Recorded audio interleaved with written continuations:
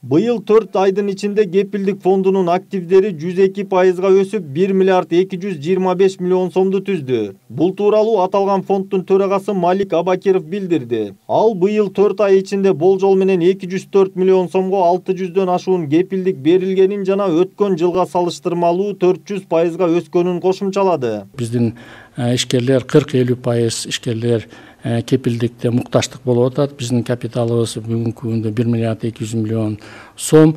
Аларды дагы кепилдик менен обеспечить этиш үчүн бизге дагы капитал керек. Анан бул жерде бүгүн бизде биздин улуттук банктагы биздин бир акционер болот. Ал чечим кабыл алды 1 миллиард сомго дагы капиталды көбөйтөлү, ишкерлерге жардам болсун деп.